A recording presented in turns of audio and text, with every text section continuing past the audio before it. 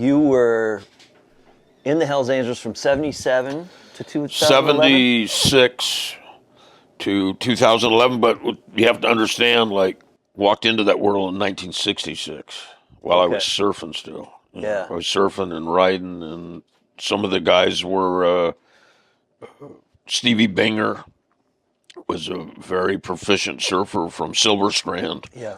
Him and John Schomer, John Carlson, he went by two names. He was a shaper as well.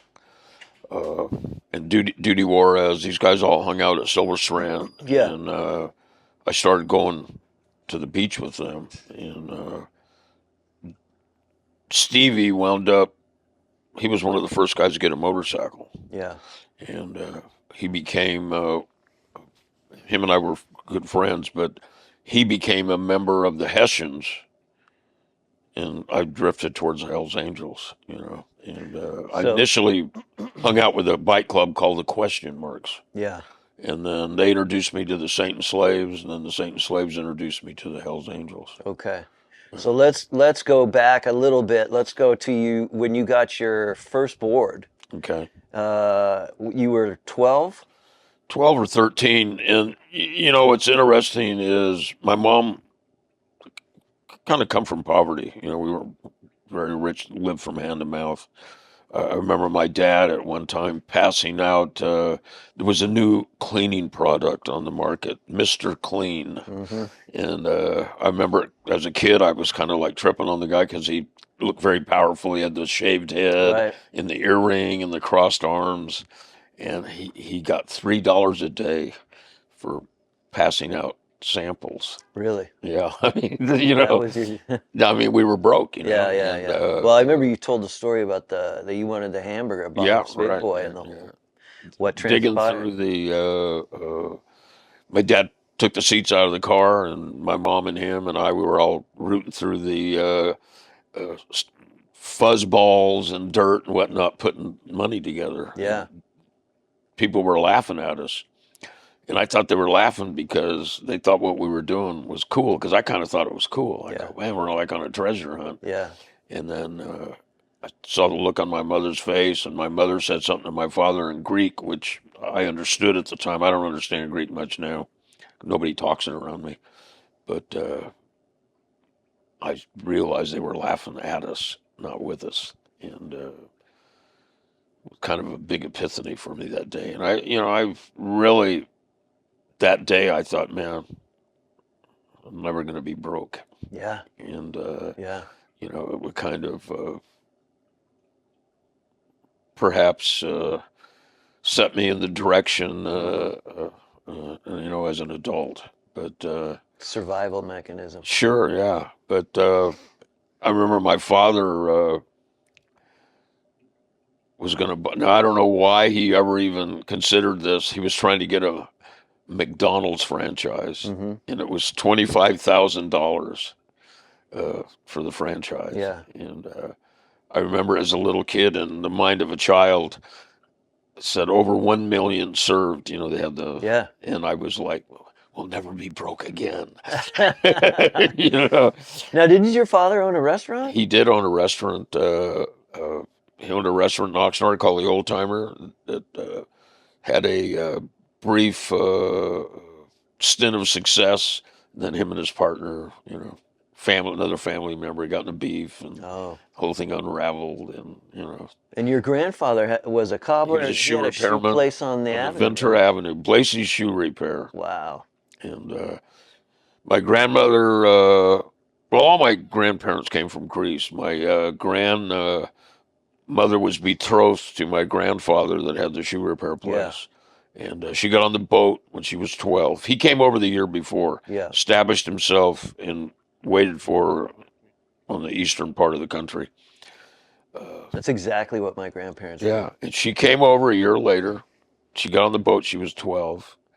She gets off the boat. She's 13, and they get married and, you know, live for 70 years together. You know, just wild. Old school. Such a different time. Yeah, old school loyalty, and you know, we were Greeks. We were like outsiders, and I think that that really suspicion and not feeling like being part of the groove of maybe what this country was supposed to be. You know, we weren't white, and you know, it kind of helped. Can you talk about, because you were bullied? I was a little bit, yeah. Yeah. Can you talk about how that changed your life? Well, yeah, I came home one day and I was upset, and I was probably first or second grade. I don't remember. And my father said, "What happened?" And he said, "I said somebody hit me today." You know, he goes, "Well, what'd you do?" And I go, "Nothing. I ran." You know, and he goes, "Is that how you're going to live your life?" And kind of like, "Oh, wow." So a few days later, you know, we're having dinner again at night, and he said, "Anything happened today?" And I go, "Well, remember that guy that hit me?" And he goes, "Yeah." And I go, "Well, I clocked him today." And my dad goes, "What happened?" And I go, "He ran. He was crying." And my dad said, "Well, don't turn into a bully, man." You know, so it was kind of a mixed signal, Right. you know. It's like, how did you process that? Yeah, and I think that in the future, when I became a negotiator for the Hells Angels with these bike clubs, I mean, we were having serious issues with them. I mean, blowing each other up, and you know, people talk about the '70s. You know, well, unless you were there, man, you don't know. You know. So when you were bullied, then there was a period where you came back to school because you were bullied you were kind of a chubby Yeah, I was kid. a little bit overweight. Yeah, and then you came back, and then people wanted to be your friend because you were a skinny, good-looking dude. Yeah, I was surfing, and I was, And you you were know, like, dressing different, and I didn't dig it, you know. Yeah. So, you know, you guys last year didn't like me. Right. Now you like me. Now you want to be my friend. Boy, isn't that how society works, right? So, you know, I mean, I had a lot of adverse feelings about that. Also in school, I took an intelligence test, and I don't know how high I scored. I don't know how they score them, but I did something that really caught the school board's attention because they called me in the office. They thought I had got the answer book somehow. Okay. And they wanted the answer book back. And that was kind of the nail in the coffin for me as far as, you know, society, you know. And I never got an apology. You know, I'm in there arguing with him. He tells my parents, you know, he stole the book. We know he stole the book. He's not that smart. I mean, you know, they're having. Did you cheat? No. Because I've heard the story a few times. I'm like, I can't remember. Like, no, I never cheated. Okay. I took the test. And then that's when your mom said what she said. Yeah. Like, if my boy said he didn't cheat. Yeah, she goes, if he said he didn't cheat, he didn't cheat. Because initially, at first, they were kind of like, you know, they're in this office with this man that's highly educated. My dad didn't, you know, my dad quit school at sixth grade, I think. Yeah. You know, here's a guy highly educated, a pillar of society, if you will, and entrusted with our youth. And, you know, he's in there telling my parents, your son's a thief. Right. That's basically what he was saying, you know. And I'm saying, absolutely not. I didn't cheat. I didn't. I just took the test, you know. That had to be rough, man. Yeah, it was. And, you know, what's interesting is for some reason, school didn't interest me. I was also dyslexic. Right. Very difficult for me to read. They didn't. Nobody even knew what it was, you know. Shit. And, you know, I remember my dad and I had a conversation one time, and came back from the Marines, and I was trying to go to college. It didn't last long, but I was trying to go to college. And my dad said, so you like school? And I go, not really. And he goes, yeah. He goes, man, when I look at papers and stuff, he goes, all the letters and everything moves around and they flip-flop. Same thing with me. And I looked at him and I said, really? I go, that's what happens to me. And, you know, and then we went on to the next subject. Right. You know, it was like, dwell on it. No, and it wasn't any profound, you know, right. Something that I discovered, you know. It was just, Oh yeah. I have trouble reading too. And then we went on to the next Yeah. subject. And so you're about, how old are you at that point when The test in high school. yeah, the authoritarian stuff? I was a senior, I believe, in high Okay. school, and for a while there, I was thinking I was a junior, but I was thinking about it a couple of days ago, and I realized I was going to join the Marines. That night I went home and I said, I'm done with these guys. I said, if this is polite society, I don't want anything to do with it. I'm going to join the Marines, but I need both your signatures because I was only 17. And Let me just, you're at Camarillo High? Camarillo High. Oh my God. What a trip. Yeah, Mr. Killingsworth and Mr. Johnson. Mr. Johnson was the truant officer. I got a really great story about Mr. Johnson. Let's hear it. Where Willie Compton and I get in trouble. I think it was Willie, and it was either Willie Compton or Vaughn Lammers, who we called him Bird. Yeah. And we got in trouble, got kicked out of school. Mr. Johnson was going to take us home, and then they, get out of the car and go into your house. And the only car available was the driver's ed car. And Mr. Johnson's driving, Willie sitting in the front seat, shotgun, I'm in the back seat. I think it was Willie. And they have pedals. You can slip on the brakes. And so Willie keeps slamming the brakes on the freeway. Pedals on both sides. Yeah. It was a driver's ed car. And, we're peeling out on the freeway, and Johnson's flipping out. And, Class. yeah, he goes, okay, Mr. Johnson, I won't do it again. And looking at me and winking yeah. And then bam, he lays on it again. But Oh my God. this is the kind of shit we pulled Yeah. in school. I mean, were we bad kids? I don't know. I didn't see it as being bad. I just kids, just wanted to have fun. Yeah. I think Mr. Johnson was the guy that busted me behind the bus barn, Camarillo High. He was at that time, I think he was the vice principal. Very possible. And he busted me drying weed behind the bus barn, and I got kicked out of school. Is that right? Yeah, it's funny what year was that, That would have been 82. 83. 83. Little Georgie, my boy, little George. Yeah. Started taking all these ag classes, and I was going, what are you doing taking an ag class? What's this all FFA, about? yeah. And he never really answered me. And then when the harvest came in, I found out why. I see. I had like a big house in Oakview, and this is in the 80s, and there was a shed way off by itself. I had built a new garage with a top of the line bike shop in it and all that stuff. So I never went to the old shed, and I happened to go over there for something, and I opened the door, and it's all hanging, drying out. And, wow. He's got his own little his own little cartel going on. Yeah.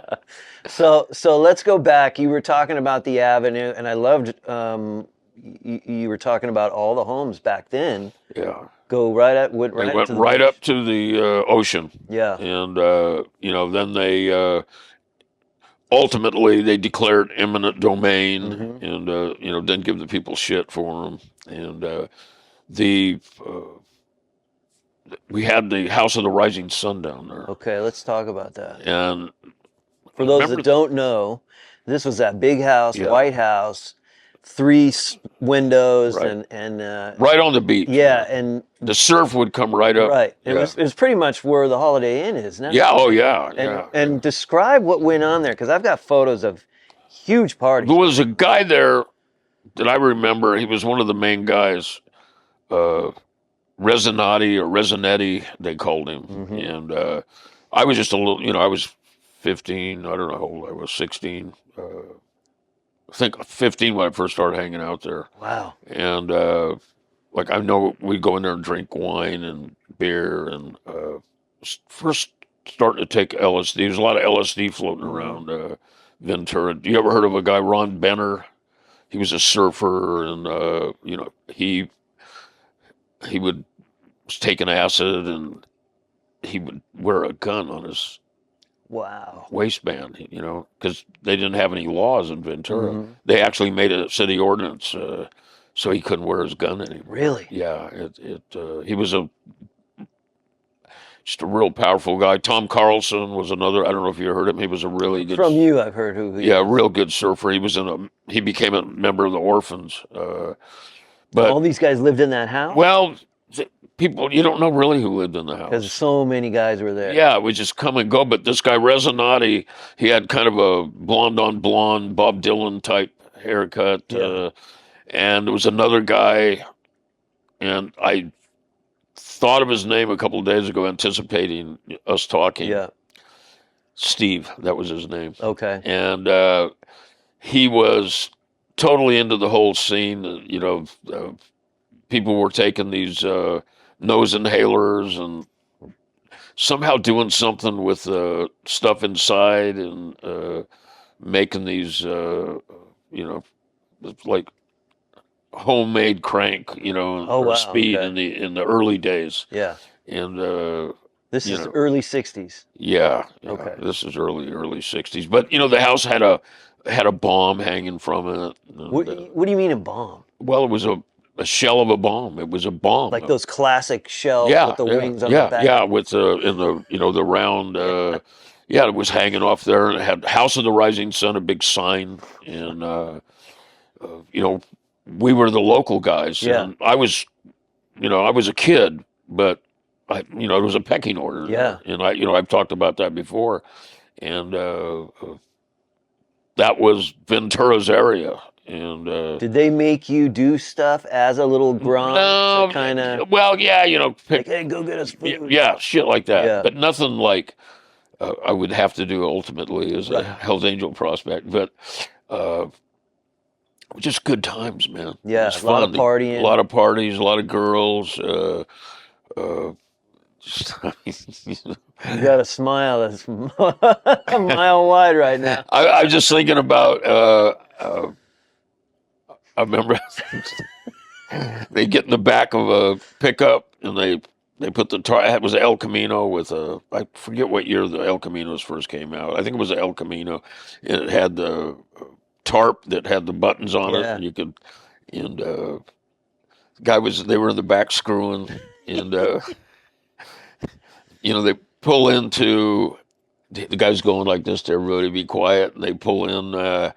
I don't think it was there. I think it was up at Froster Freeze or something. And then, gets everybody together around and then pulls the tarp back, they're going at it like rabbits, just, I don't know, crazy shit, What was the surf culture then when so you're 15 years old, you've been in it for a couple of years, you got your first board at 13. I think you got your second board from Dewey Weber, right? Dewey Weber, right. I talked my dad into taking me down. I can't believe this because you were not a rich family, and these were not cheap boards. No, they weren't. I think the board was like $125, which was a lot of dough at that time. Yeah.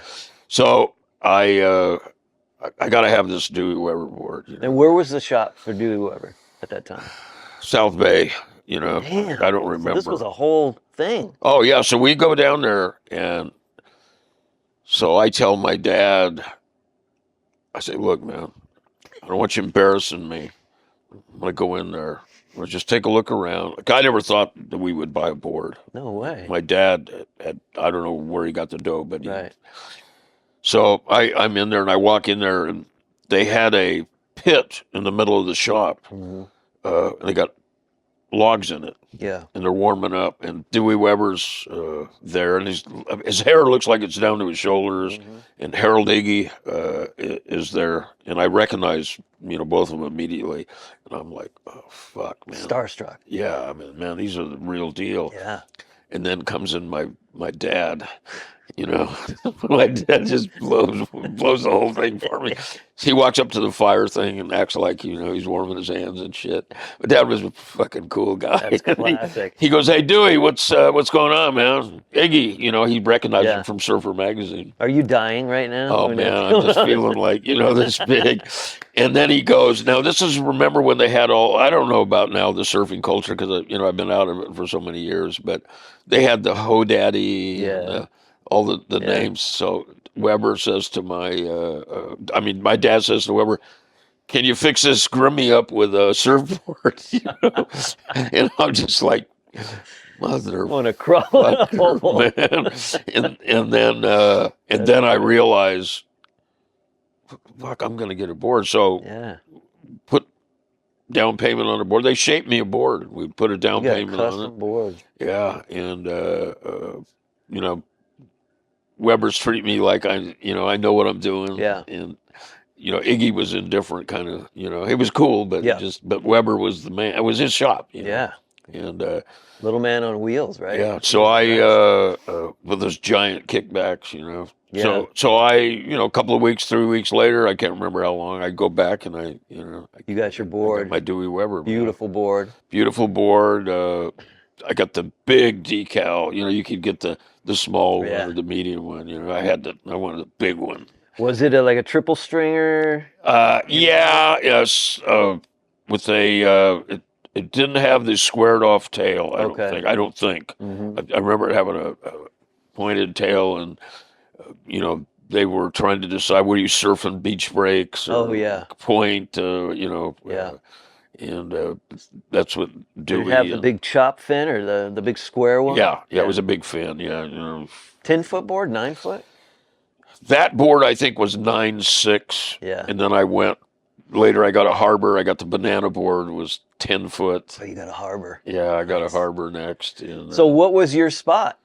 Cove, inside point? my spot was the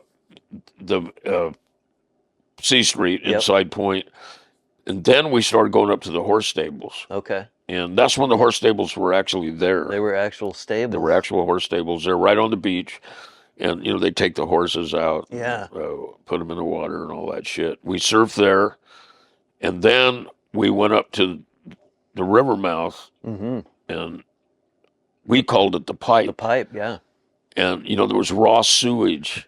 There was that one pipe. Yeah, and it was at the end, it went out. It kind of built its way up and then came up on kind of, I guess, some sort of stilts like Yeah. or something. And there was actually like a raw sewage coming out of it. Yeah, and I heard people got super sick. Yeah, we would go up there and surf, try to stay away from the sewage.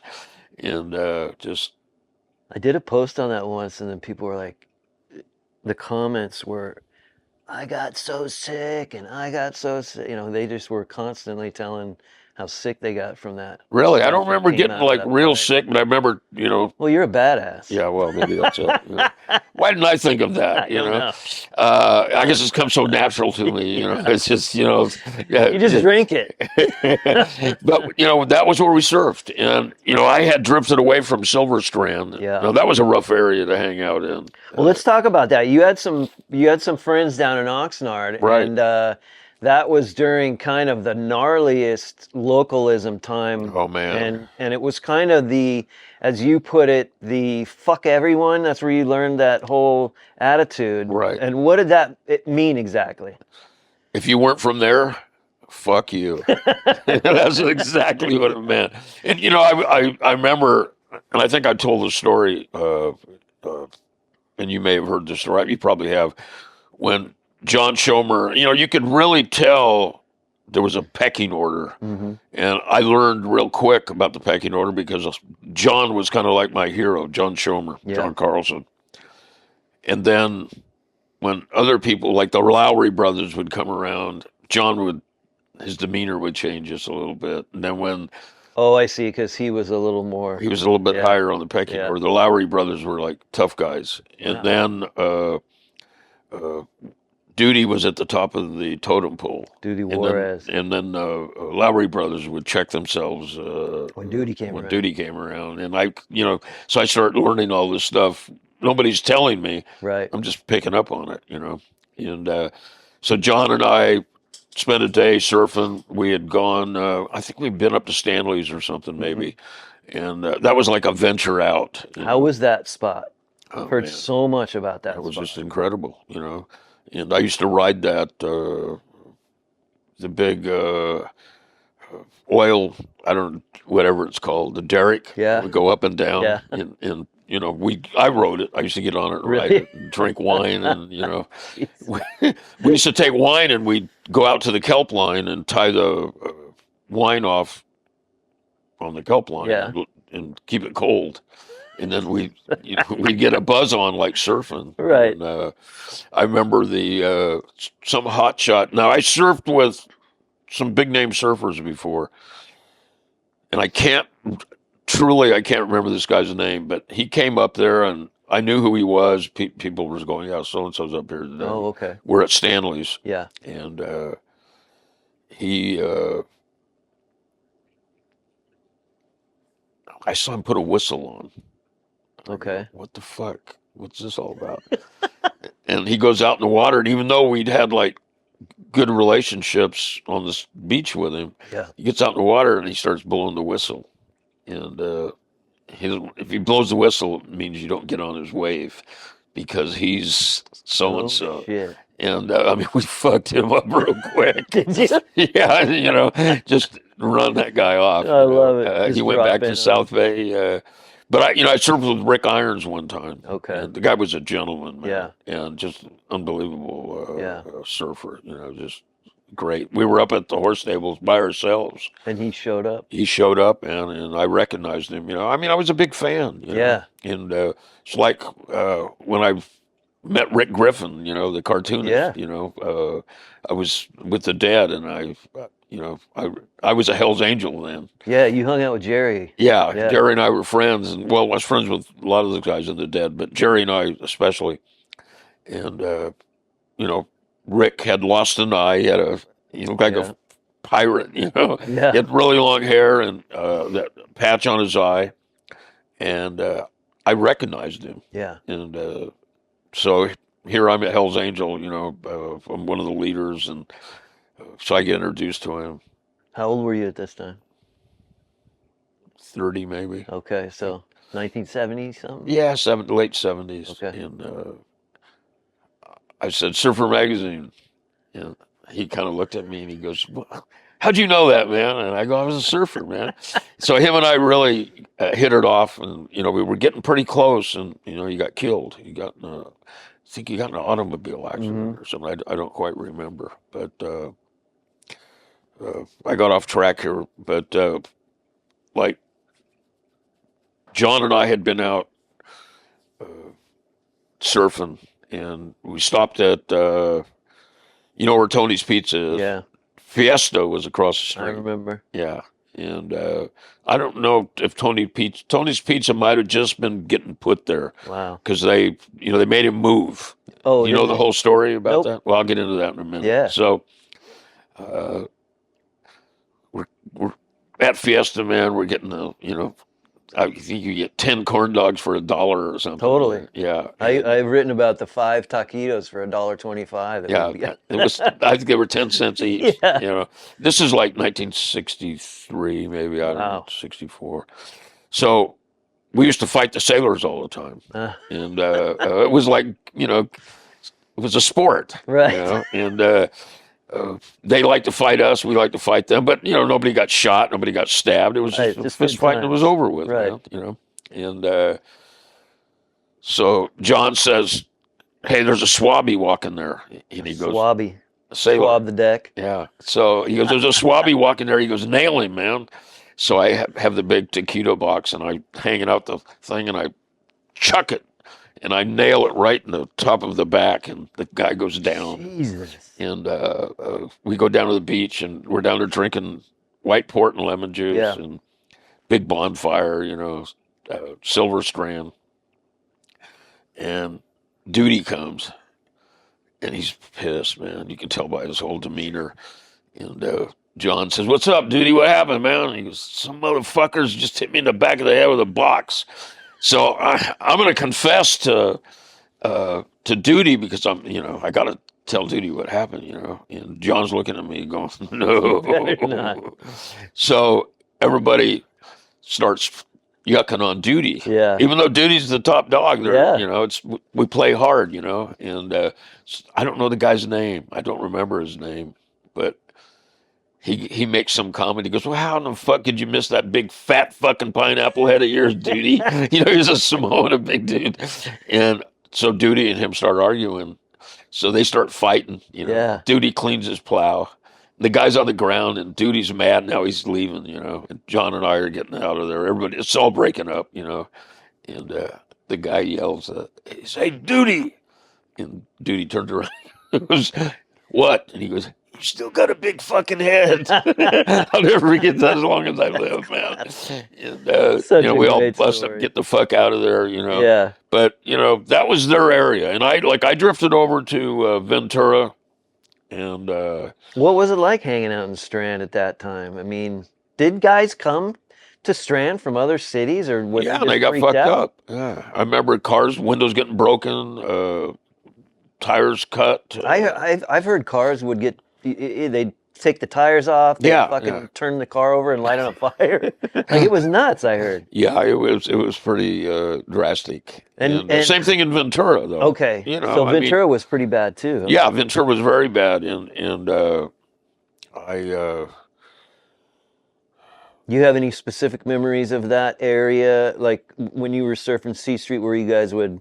well, we weren't locking the cars, and then the guys from South Bay would come up there, Uh-huh. and then shit was starting to turn up missing, and people were getting fucked up. I remember a photo that I believe it was Art Brewer took of the wall that would have been north of the House of the Rising Sun. There was Right. a wall right before the fairgrounds. breaker wall, like And, yeah, and it said "Southers beware." beware. Yeah, something to that effect. Something like "We will take your property." or Yeah, something. I can't remember and what they did. Yeah, I mean, that's heavy, man. yeah, but it was like everything was very territorial, and you get the same treatment if you went down there. Absolutely. Like I'd gone down south, and you go down there with 4 or 5 guys. You don't go down there by yourself. No. And I mean, you'd go out in the water, and you'd figure there's a good chance we're going to wind up fighting on the Yeah. beach. Yeah. And Super gnarly. yeah, so there's a lot of tension, a lot of aggravation. I remember there was like 3 breaks. There was like the pipe, Yep. then where the horse stables were, and then there was the California Point, Hmm. and then there was the inner point. Yeah. And once in a while, Sandhorn Road would you could surf there. Really? Was Yeah. this before the jetties? Well, Sandhorn Break? Yeah. There was a river mouth right yes, there. there was a river mouth right there. Oh, wow. And That's cool. now, I don't know where they're at. I've got pictures of me surfing there. Oh, you gotta Somebody find put it those. on a DVD for me, and it's somewhere. I'm going to Texas next week Yeah. to do a lecture for Sam Houston College. Having me do some. I love it. Yeah, it's So cool. crazy, man. But hey, I'm rolling with it. Yeah, I'm enjoying why not? it. But I'll dig that out. I'm going to try and dig some pictures out. Please do. I just don't know where everything is. Because when I write this, I want to have those photos to accompany the story, which is great. Yeah, I think that just like I mentioned off camera to you, I remember going to Tom Hale's shop, and Yeah. those guys in there shaping with no mask on, nothing, just shaping, man, and Yeah. putting glass and resin on the board, first shaping it, and then we would go there and was captivated by. You'd watch the whole process. Yeah, just captivated, and of course Maury. We talked about coming up with the boards in suitcases. Yeah. The 2-piece boards. My friend Mike had one of the early ones. And, Yeah. because he kept threatening to go to Australia, so he He got one of those. he got one of boards. those boards. I don't know whatever happened to it. And then, of course, Maury came up with the boogie board and sold it to Whammo. Yeah, yeah. Boy, what a became a millionaire. innovation for sure. Which every human rode a boogie board, even in their pool. Yeah, I mean, in the snow. Yeah, right. The boogie boards, man. They Unbelievable. were just incredible. So, how back then, how many people would be surfing at the point, or like hardly any, right? No, I mean, I would go. I got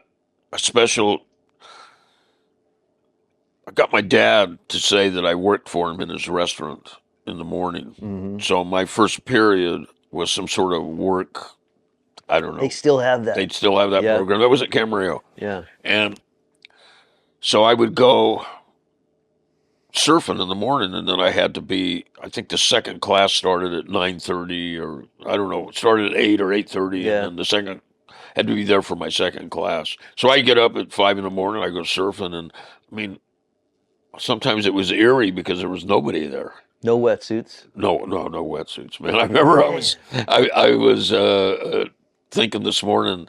I can't remember her name, but one of the girls I was hanging out with, she was a surfer. She wanted to surf in it's middle of winter. She's out there in a bikini, and I get out of the water and I come to my car. There's like smoke coming out of my car. She's got my whisk broom.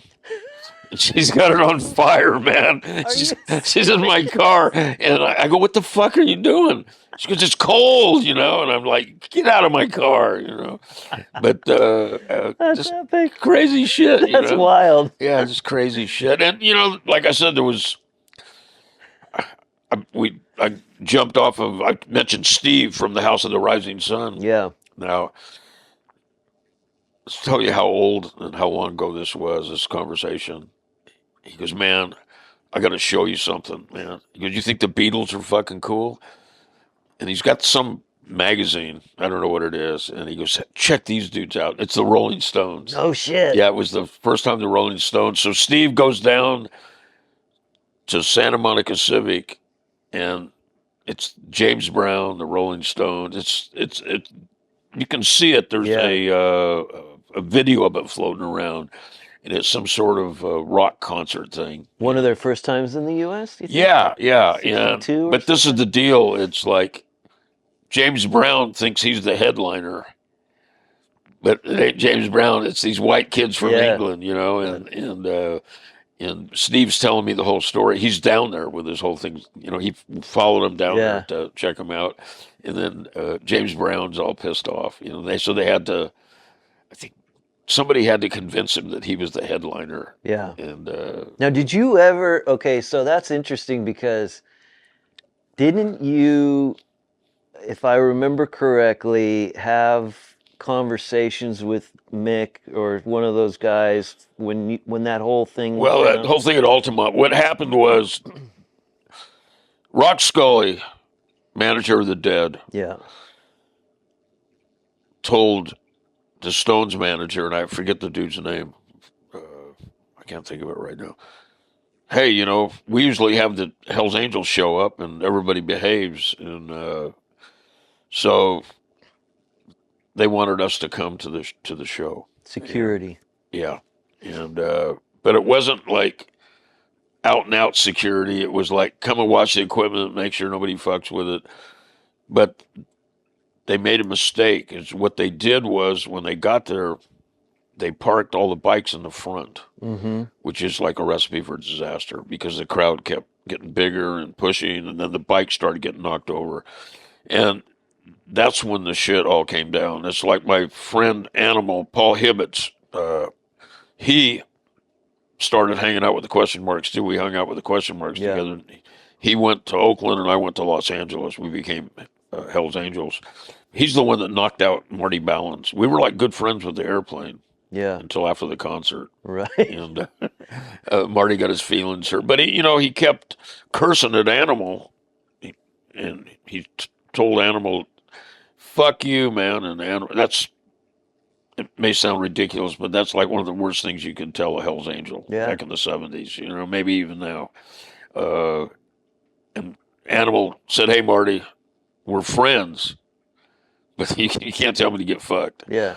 And so Ballin was like, you know, "Fuck you, fuck you." And he got ready to say the third "fuck you," and Animal knocked him out. Done. And that's when Grace gets on. You ever seen Give Me Shelter? No. Grace Slick gets on there and goes, "Well, the Hell's Angels just knocked out our singer Marty," and then Wow. Sweet William gets on, grabs a microphone from her, and you know, tells her this and that, and they go back. So it just really created a riff. So everything kind of settled down, Mm-hmm. and then the Stones went on, and Meredith Hunter. He was the young black guy, and I suggest everybody see that movie. I'm gonna watch It's it. really a trip. Yeah. But Meredith Hunter points a gun at the stage, Okay. and you can see it as clear as day. And I don't know who he was shooting at. I don't know if I never could get a straight answer if he actually fired rounds up to the stage. There's all kinds of controversy that he was trying to shoot a Hell's Angel. It looked to me like he was trying to shoot up on the stage, one of Yeah. the stones. And Alan Pizarro stabbed him and killed him. And that's where the riff came from. Like And Alan Bizarro is a Hell's Angel. okay. He was a Hell's Angel from San Jose. Alan Pizarro stabs this guy. The concert. I remember Animal. I got a picture of Animal telling Jagger, "You got to finish the fucking set." It's on my Instagram. Okay, that's what. Yeah. That's right. And so they finished the show. The Grateful Dead never even went on. Jerry said, "Man, we bailed out," but they said they'd pay for any legal expenses. So we had a $50,000 legal fee for Alan. Alan got found justifiable homicide. I think was a ultimate outcome. So then we started arguing with the Stones. You gotta pay us that money. Yeah. And Jagger's arrogant enough. He sends, I don't know, an emissary down to the 3rd Street Clubhouse in New York to the Hells Angels. And the guy goes, "The Stones aren't giving you a fucking dime. And in fact, if you keep pushing on us, you guys are going to get yourselves in a jam." And the guy lifts his shirt up, and he's got a gun stuck in his waistband. So the guys from New York immediately fucked him up, took his gun, pistol whipped him, and sent him off. And then it really escalated things. And this was in the mid 70s when that happened. And then by 1979, after Jagger found out we had sent some guys on a boat to blow up his yacht, that's when he decided he wrote us a check for $50,000, which I really thought was ironic. So a decade goes by, and the guys that got the check were going to keep the check, and I found out that they had got paid. Yeah. I found out through the Dead, and so I brought it up in a meeting. I go, "Where's that $50,000 check floating around?" And Moldy Marvin, he was like flipping out. "How'd you find out?" And I wouldn't tell him where I found out. So we wound up. It was funny. We wound up fighting over the money amongst ourselves. Did you get the money? We got the money. We got $50,000. Yeah, and that's what the lawyers cost. Huh? I have never heard that story. Yeah, that's wild. a true story. Yeah, that is wild. Yeah, and, incredible stuff. They gave us the money back, and then kind of like ruined our relationship with the Rolling Stones and Jefferson Airplane, like Big Brother and the Dead and all those bands, Paul Butterfield, all those bands they were all still cool with us. But you used to pick up Jerry from the airport, I right? did. Like he liked you picking him up. Yeah, he liked me picking him up. He felt very safe, and it's funny because Rock Scully would call me and say, "Hey, Jerry's coming in."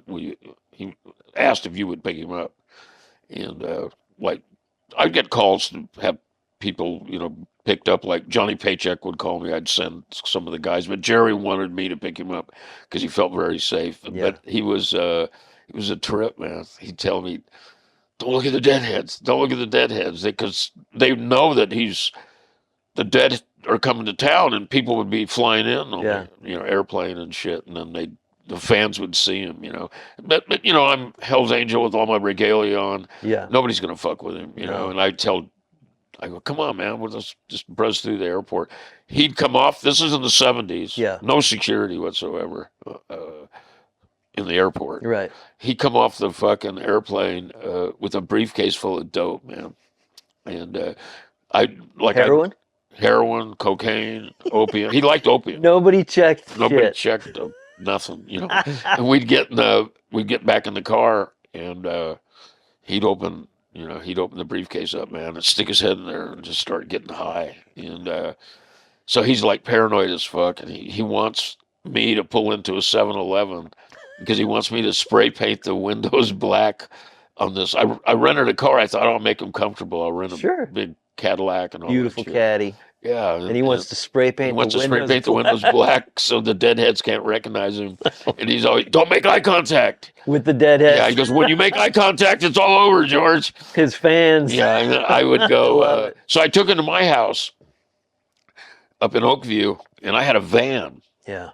And so I put him in, it was a support car for the Hells Angels. Yeah. And it was very plain looking on the outside, had a giant motor in it, and it had, the whole inside was all paneled, and there was table in there, and a bed, and a Nice. refrigerator. And so Jerry got in the van, and he was just like, he could breathe again. You know? Yeah. He was like, oh man, yeah. So in those times, the Dead would play at the Ventura. They play at the fairgrounds. And I remember in the 80s, there would be deadheads on the trail all the way up to the pipe, Yeah, sleeping. yeah. And, you know, they would always travel. You with know what school happened? Buses. No. Why they never came back? Nope. The Grateful Dead didn't like the way the Ventura police were treating the deadheads. Really? So they voted, as a band, they voted never to come back to Ventura again. I think they did the same thing in San Diego. Fans were treated real bad. And I think Bob Weir may have got choked out or something by one of the San Diego cops. I don't, only got sketchy stuff of the story. So the city council, off the record, asked me to come up there to City Hall, you know, above California Street. So I go, they want me to petition the Dead. They know I'm friends with them. They want me to petition the Dead to come back to town because they really hurt the economy Sure. when the Dead said, we're not coming back ever again. That was the biggest thing every year. Yeah, yeah. And, you know, the Dead had voted no. Yeah. They would not come back. They said, respectfully, George, tell them that we don't allow our fans to be mistreated. The money's not worth it to us, you know. Yeah. And Wow. so End of an era. yeah, so that was the end of it, you know. But what's interesting is I started promoting Garcia up in the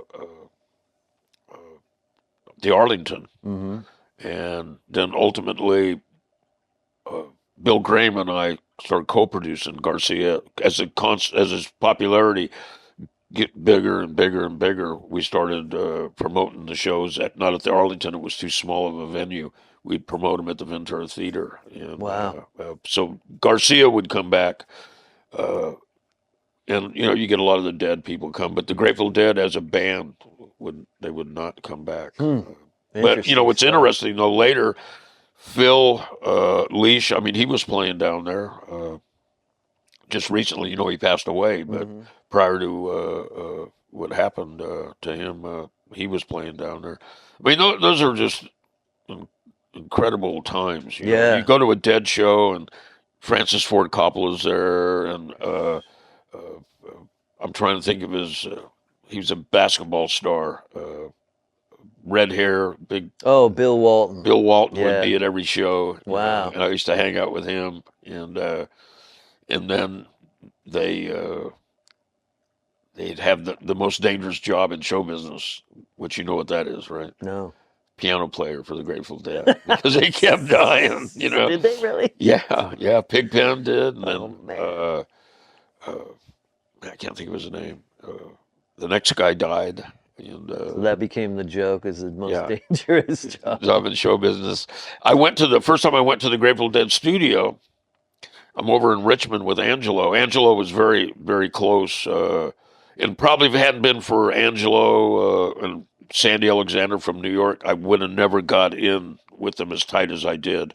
Because although they had relationships with the Hells Angels, certain people they had over and above the regular relationship, and I got kind of into that category. So Angelo tells me, we're over at his pad. It's the middle of winter, and we're drinking cocoa and snorting cocaine. And so he goes, you want to take a ride to the city? And I go, sure, man. You know, it was like a playground up in the Bay Area. Yeah. And 13 Hell's Angel charters all saturated, you know. So Wow, any heavy. town you rode to was like a party, Yeah. happening. So he goes, let's go to the city, and I go, okay. So we go to the city, and I'm in this, man, I never been down to this place before, and Angelo walks up. Angelo's got a key, and we walk in, and in the hallway there's a skeleton with a paisley shirt on, with a rose through his teeth, and I'm going, where the fuck are we? And so I said to Angelo, I go, where are we? And he goes, you know, man, we're just gonna have some partying, you know. And I go, what the hell's this? And he goes, that's the most dangerous job in show business. And I said, what's that? And he goes, piano player for the Grateful Dead. We were at the studio, at the Warfront Studios, or Yeah. the B. I forget what their exact title was. And Garcia and Lowell George were there. Lowell George was producing Shakedown Street, Oh, wow. and we were there. And we just snorted coke all night long and partied with them. And it was the most boring night and the most exciting night I ever had, because they were doing three chords.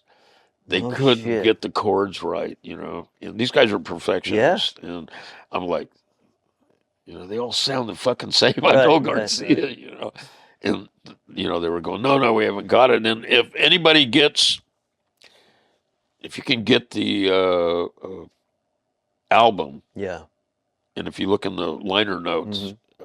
Lowell George is thanking me and another Hell's Angel, Foo from Oakland. No shit. You know. Wow, that's killer. Yeah. Yeah, you've talked about Foo before. Yeah, That, Fu oh, shit. Fu Manchu. You know, he was in prison with Timothy Leary, Mm. and he liked to keep Timothy Leary around so he'd have somebody intellectual to talk to. Really? Yeah, Fu was a trip, man. He had a master's degree he got while he was in Folsom Prison, No shit. and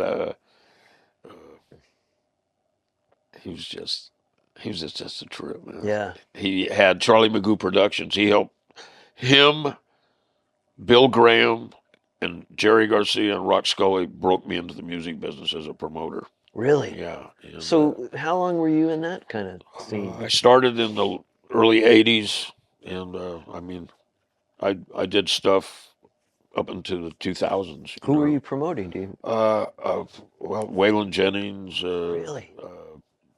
Jerry, of course, Yeah. Crystal Gale, Johnny Paycheck. Wow. I tried to do the Chili Peppers, but they wouldn't let me bring them there because they took their clothes off. Remember when they did Yeah, that? They yeah. just take their There's clothes a off, sock and come over. out with a sock on their cock, and they go, "You can't bring those guys here." I wanted to take them to the Arlington Theater, and then they Oh, they wouldn't do it. no, they didn't want them there. They go, Okay. "No, man, they can't come on stage naked," you know. What if? And you know, I said, you know, what if this was the Age of Aquarius Right, play right. or something? You know, Sure. 'cause they all come on stage naked Yep. at the end. Double standard there. Yeah, but you That know, I must have been mean, fun. Kind of, you know.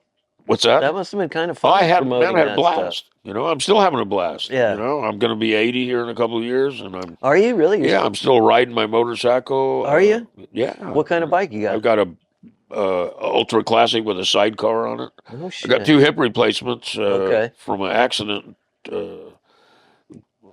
Kind of, I think I would have had the hip replacements anyways, ultimately, but it kind of pushed it over the edge. But you know, I'm doing these interviews. I'm doing these podcasts. I'm going to do a lecture in, you know, You're a busy man. college. Yeah, I feel good. I'm just super grateful you took the time Yeah, out.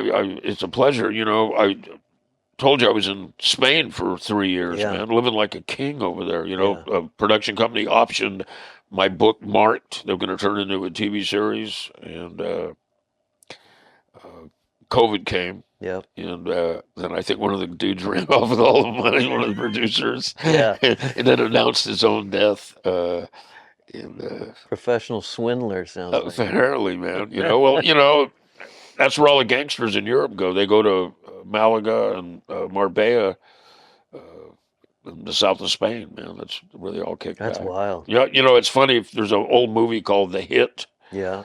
and it's about these Terrence Stamp. You know who Terrence Stamp is? Mm-mm. He's an old English actor, and Terrence Stamp ratted these guys out, and then he's hiding in Spain, Yeah. and they find out where he's hiding, and they send two hitmen down to go kill him. But it just the movie. I got to see this movie. Yeah, you got to check it out, Yeah. man. It's hard to find, but it's called The Hit, and it's I can't think of the guy's name. He's an English actor. He's in Quentin Tarantino movies. Oh, okay. I can't think of his name. I knew who you're talking You about. know who I'm talking Yeah. about. Yeah, he's a brand new actor in it.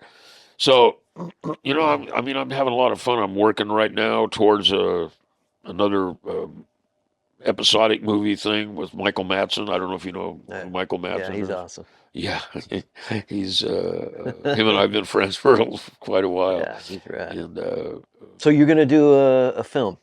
well, I think it's going to be episodic. I can't say much about it. Okay. They don't want me to talk about it. Gotcha. But it's going to be cool, I think. Yeah, I think so. Yeah, but I mean, that surfing really was an outlaw culture, and I drifted right in, along with other surfers, right into the outlaw bike scene from there. Because Duty had a bike, right? And Duty had a bike. Stevie Binger had a bike. Stevie Binger got killed on his bike. Did he? Yeah, he got killed on Gonzales Road Wow. in the mid-'60s. Jeez. I lost a lot of friends over the years. Yeah. But you live this long, and, it's...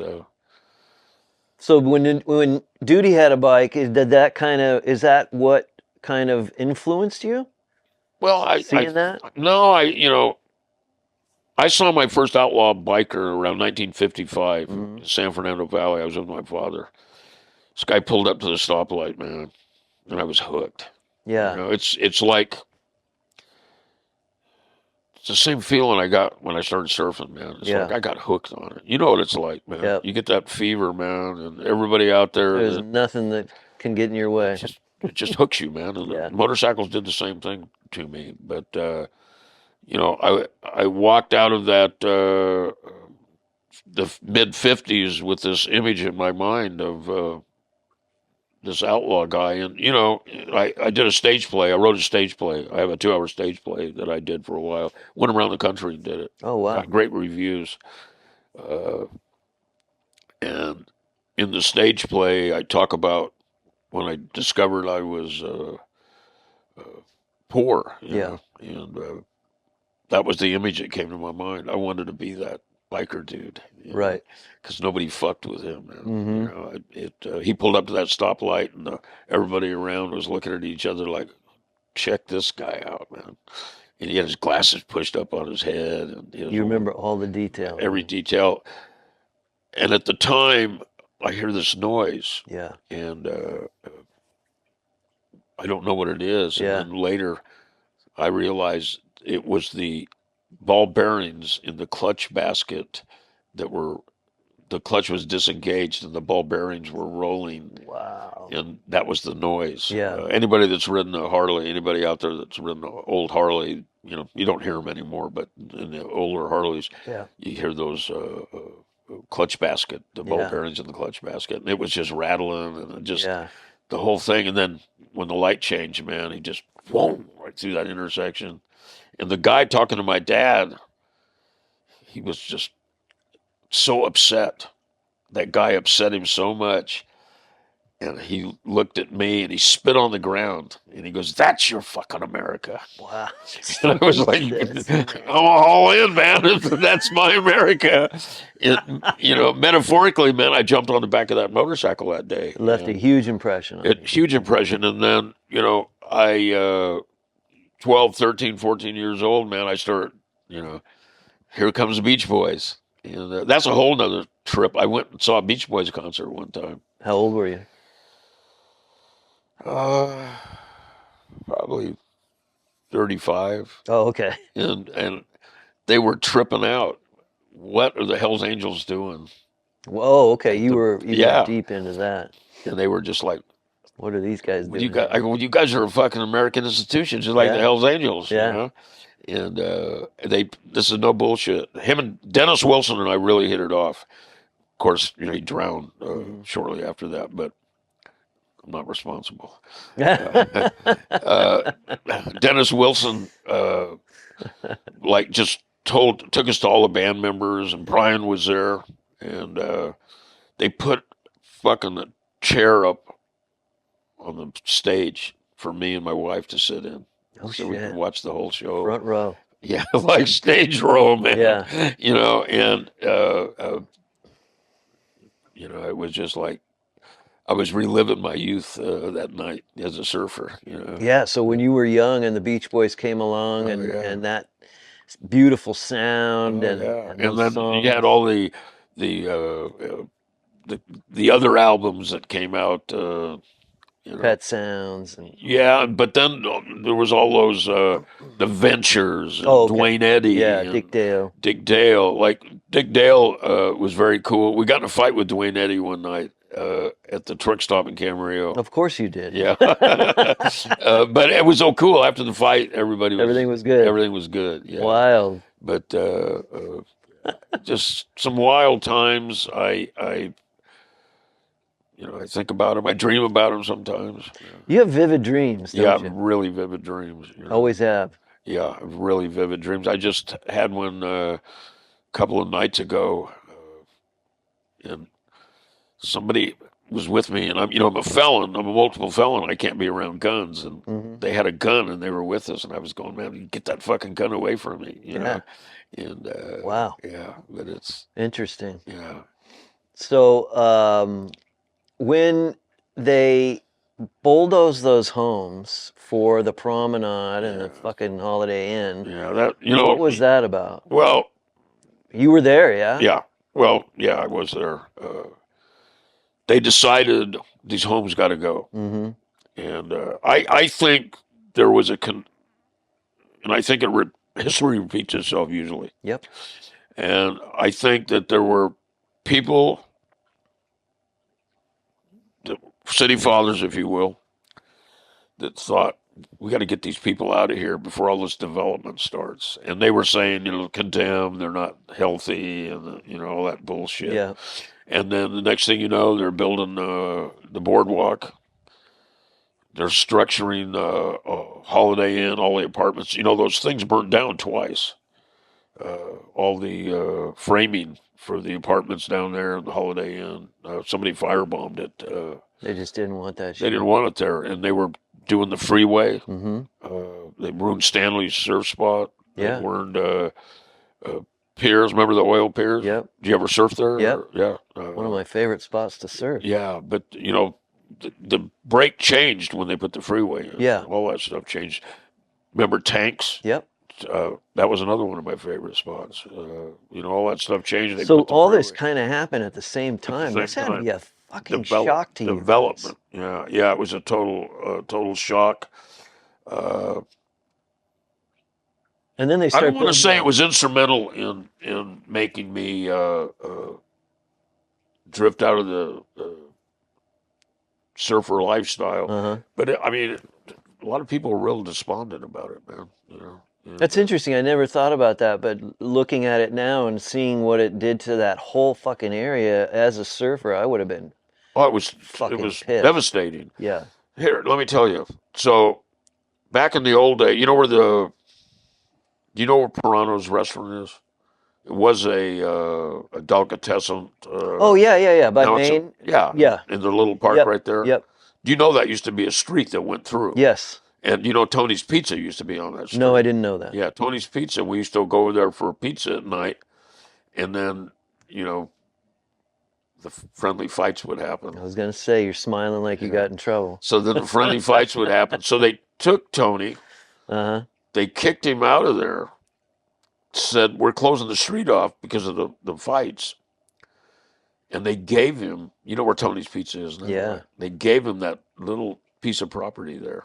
Like a gold corner, that is. Yeah, man. And then, they came back to him about 15 years later, because I used to go see Tony just to bullshit with him. Yeah. They wanted Tony to give it back to him. The city wanted it back. they go, come on, Tony, you're a good Venturian. Should give us this piece of property back. Because God only knows how much it's worth. Oh, with the little houses Oh next my to it and God, the yeah. surf shop. Yeah, Oh, I yeah. bet they want to bulldoze it and put a nice 5-story, Yeah, you they know, won't sell it, these bastards. Yeah, but I thought that was funny, Yeah, Tony's Pizza, man. But it was that's Tony, man. cool. He didn't change a bit through the years, Yeah. Well, you didn't. Yeah, well, I guess not. But you love that guy, man. Yeah. Yeah, Tony's I Pizza, love man. that spot. And of course, now it's so iconic. And It is. yeah. And the nerve of them to ask for it back. Well, thank God he just said No, no. he Fuck off. said, go fuck Yeah, themselves. go fuck And he yourself. laughed. Did you ever meet him? No. He would always, every time I see him, he'd go, George, George. Yeah. And then he was telling me about they wanted because he knew I used to go down there when he was on the street. Yeah. And then I don't think he really remembered me, but, I Yeah. knew the story, so he Sure. knew I was there. Yeah, that's cool. But he would go, yeah, they want the land back. He says, fuck them. I loved it, man. I was going right on, Tony. Don't fucking give them nothing, man. So you've seen the city really change, man. What do I you? have, and I wanted to make a comment. Okay. I think that the only reason the Ventura College didn't go in above the Mhm. avenue, Mhm. I don't think they wanted the dynamics to change of the financial dynamics of the city. You know how much that property would have been worth on the avenue. I mean, it's worth a lot of money now, Yeah. anyways. But I had a piece of property on there that, over $1 million. But God knows how, if they would have put that college in overlooking the avenue there, Yeah. the west end of town. On the ranch that's up there. Yeah. Yeah. Yeah. You remember that college was supposed to go Yep. there, and they wound up going over at the haunted mental health Rio Hospital. hospital, where all they used to take all the drug casualties in the '60s over. There's some stories about that place. Oh man, Yeah. yeah, No, that would have been devastating. Taylor Ranch up yeah, there, for those that don't know, they were going to put the new college, the new UC system up there, and thank God I think that might have been when the initiative to not build on farmlands, I can't remember what it was called, but they passed it. they did something. Yeah, and so that was shot down, but that they were going to build, I can't even remember how many units, but we would be staring at, big college campus up there, which would just be devastating because I love that backdrop of Right. that beautiful ranch up there. Yeah. So cool. Well, it kind of drifts you up into the Ojai Valley. They've been talking about building a freeway on stilts up the Ventura River for years, Yeah. instead of the 33. But We're constantly under threat from developers. I Sure, mean, from right. LA, these guys are living Yeah, down in LA and they yeah. want to LA this whole fucking area, And I see what's happening in Oxnard, Sure. where Wagon Wheel The is. the wagon wheel. You got some stories. Yeah, I was doing a wagon wheel, man. Roller Gardens. Remember Roller Yep. Gardens? Yeah, I go over there. Saw the Four Seasons there. Roy Orbison, Dwayne Eddy, Nice. all the Awesome. the what the hell were those? What was that local band's name? They had that one hit, Hot Pastrami.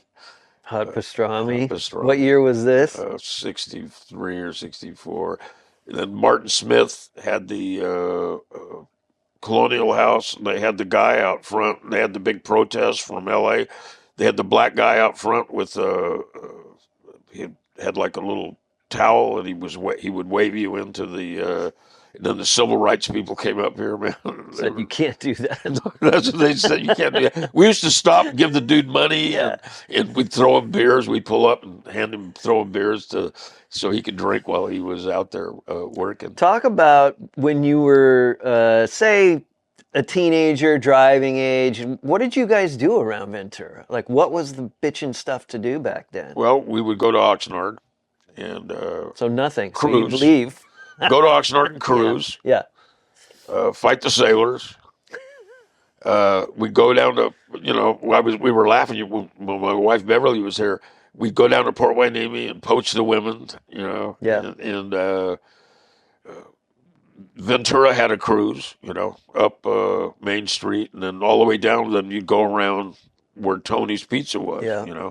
and then the cops, they didn't want you doing any of that stuff. I remember cruising Main Street in the early 80s, and then they shut it down. Sure, They wouldn't let us cruise anymore. They don't want you to have fun. Yeah, my older brother, who was 5 years older than me, he would put me in his truck and go, let's go, we're going to show you, we're going to cruise Main Street. And we just slowly, he had shined his old IH, 1962 IH, and we'd cruise down Main, and he'd go, put your arm out the window, and I'd be this little 14-year-old. Yeah, sure. Got to have your arm up, man. Yeah, it was cool, man. And, and it's funny, like Robert Hunter, I think, wrote that song from the Grateful Dead, the cops busted me for smiling on a cloudy day.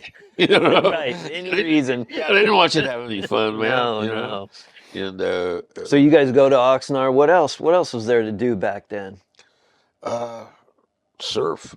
And have bonfires and Yeah, shit? I mean, I could tell you what, at the end of Seaward, if you look on my Instagram page, there's a picture of a bunch of bikers fighting.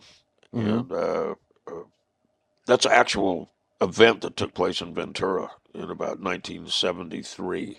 Where in Ventura? At Seaward. Oh, At the okay. end of Seaward. Okay. It was just nothing down there. Yeah. And we used to go down there, we'd ride our bikes out, and it wasn't like sand, it was like dirt. Mm-hmm. And we'd ride our bikes out there, and we were out there one time. We must have been 5 or 6 bike clubs out there, and we all started fighting. And Dave Mann, do you know who Dave Mann was? Mm-mm. Dave Mann was a famous outlaw biker artist guy, and he would do all these art, different drawings of actual events in the motorcycle culture. Wow. That happened, and that picture of the fight down there is at the end of Seaward. Oh, that's cool. I'm gonna have to look at that. Yeah, and we just all wound up fighting each other down there, and like the cops never came. Yeah.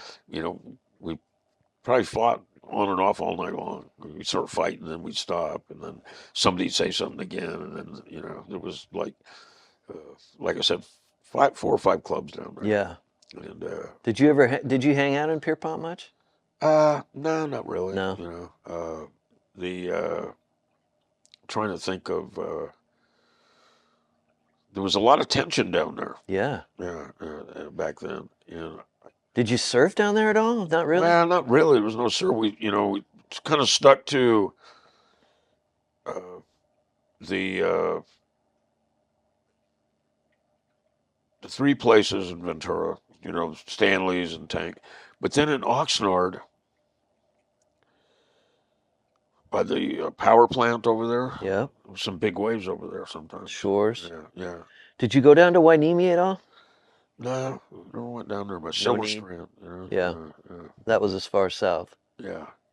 But I mean, we would go south, but it was usually like a big trip. Yeah. We get 4 or 5 guys and go down there. Because like I said, you don't want to go down there by yourself.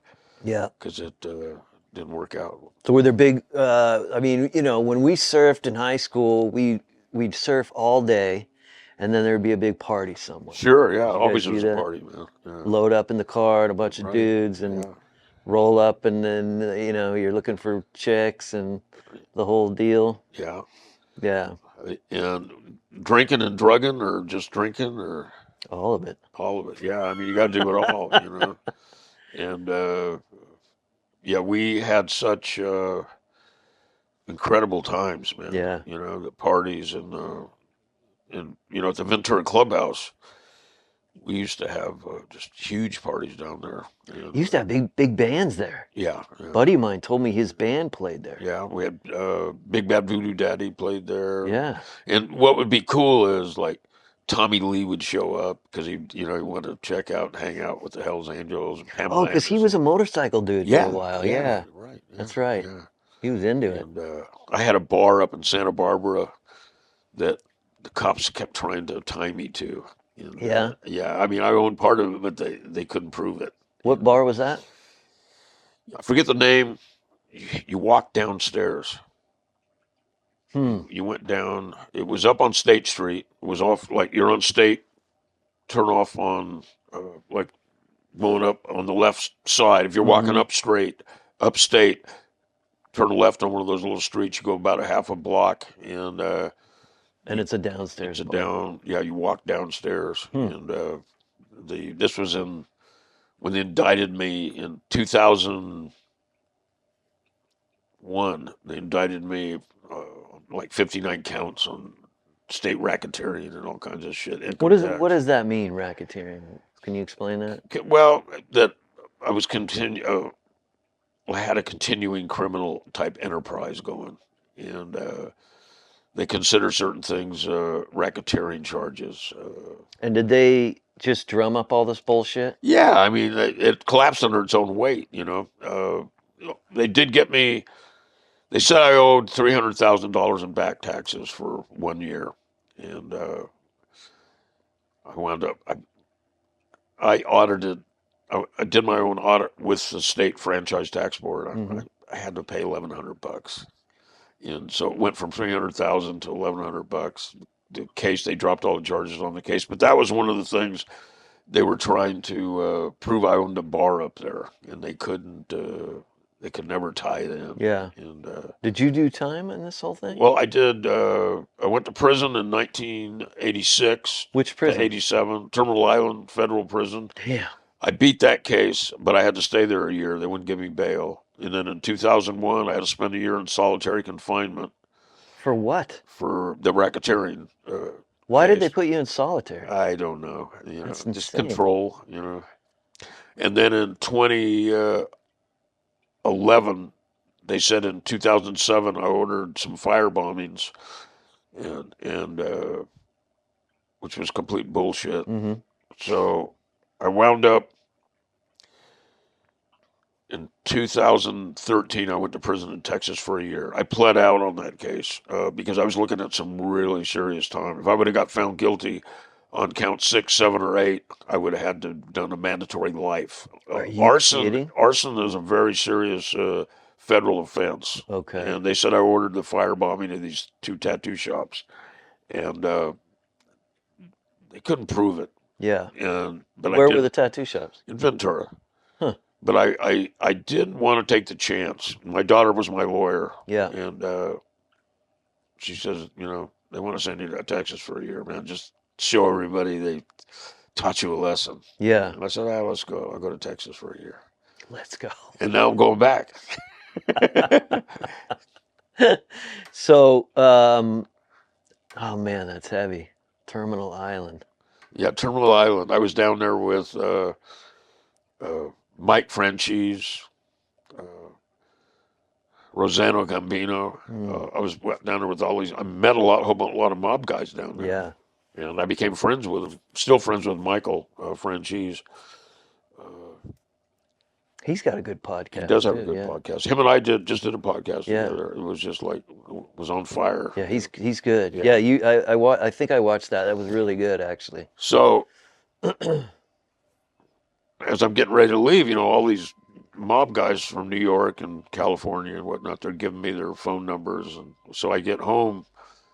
And this will tell you how long ago it was. I put them in my Rolodex. Oh, jeez. He had a Rolodex back Yeah. then. Yeah. And so the cops raid my house, and they find the Rolodex, and they find all these mob Mob numbers, these mob guys. So they tell the newspaper. So the newspaper calls me up. They said, George, we're going to run a story about the raid, and we want to give you the opportunity to respond to our question. I said, okay, what's that? And they said, why would you have all these mob guys' numbers in your Rolodex? And I said, well, I also had David Carradine's, Sean Penn's, and Mickey Rourke's. Good I said, point. but I'm no actor. Right. So Good point. and the newspapers loved it, Yeah. Did Sean Penn talk to you about a film? No, I've No? never talked to Sean about that. I've always been Mickey fascinated. Rourke and I talked about some stuff when he was real hot. Yeah. Michael Mann, you know who he Yep. is, director. He Yep. he was interested in doing some movies, but I was too busy being a Hell's Angel at the time, Yeah. and I didn't want it to interfere in anything I had going. Yeah. Yeah. Interesting. Michael Mann, and then who was the director? Tony Scott. Tony and I were very good friends, Yeah. and he was going to do a movie on the club, and it just a lot of problems with it, contractual problems, trademark problems with the indicia and Mm-hmm. whatnot. And I got in a big fight with the attorneys at 20th Century Fox, and kind of was the end of the. That's not a group you want to get in a fight with, right? Well, Those attorneys have deep pockets. they do have deep pockets, and they we were bartering back and forth across the table, and one of them made a comment. I said, the Hell's Angel name and logo will not wind up on a Happy Meal. And one of the lawyers go, well, what's wrong with that? Oh, And I got up and left. I go, they didn't. I've heard enough, man. They don't get it. Yeah, and I said, people died for that patch. I said, it may mean nothing to you. It may mean a big payday for you. But I go, this is what we signed up for. But, it didn't affect my relationship with Tony Scott. And I think if he would have lived, ultimately something would have happened. Yeah. But do you know much about Tony? I just know that he jumped off a bridge. Yeah, well, It's just nuts. yeah, Doesn't make sense to me. no, it was very confusing. We had our hip replacements done at the same time. He was in one hospital and I was in the other. Wow. He was calling me. We were seeing who was going to walk first. Yeah. And I beat him by I a guess day. you did. Yeah, I beat him by a day. Yeah, that's tragic because he was so hot at that time. He was. I mean, And, his brother Ridley, Mhm. still continues to make great movies. Yep. Yeah. So when you got your first patch, that was a huge deal. Huge. And you rode down to San Bernardino. San Bernardino to And Betty's. Betty sewed that on. Yeah. You want to talk about that? I can't remember Betty's last name, but we I got voted in. I'm standing out by the fire, and old man John, huge guy. Yeah. And Describe John. John between 6'4", 6'5", huge hands, man. Truck driver, always smoked a cigar. The guy was so old school. If you look on my Instagram, there's a picture of him, and he's got his regular reading glasses or glasses on, and sunglasses over him. He's wearing double glasses, man. Like he just don't give a fuck. So he opens the door, and I mean, steps out onto the porch, and just door goes black because he's so big. Yeah. And he's, Christie, get your ass in here. And I'm a prospect, I run into the clubhouse, and all these Hells Angels are in there, man, and they're just checking me out. And I go, man, I'm thinking I know this is it. And, basically he gives me the rundown, you're going to step into this world. You leave your old world behind. We come first. Your family comes second. It's heavy. Lays down all the shit to me. And then they give me my patch. And I swear, man, I was looking at it, and that death head on the back, man, every time I moved, it looked like the eye was following me, man. I was tripping. And so we jump on our bikes. He says, we're going to go down to Purdue. We're going to get you your patch. So we go down to San Bernardino and wait till the sun to come up. And Betty opens, and we go down to Betty's, and we wait in the little waiting room. She's in there, man, making my patch. Wow. Sewing it on my Levi vest. And then she tells us, you're not allowed to cuss in there. Yeah. You can't cuss or smoke at Betty's. She's like a religious gal. And she was like old, man. Mm-hmm. When I went down there and got my patch on, I know she's long gone, but she tells us no speeding when you leave the street, And so we all start our bikes out front, man. I get about halfway down the street. I can't help it, man. I just twist that throttle and I'm gone, man. Everybody jumps and then we jump on bikes, go back to Los Angeles to the clubhouse in Glendale, party there. 2 days later, jump on our bikes, ride to Oakland, man. It's New Year's, Wow. that was like gone a couple of weeks. That's insane. You guys covered so much ground, Yeah, man. But you love that shit.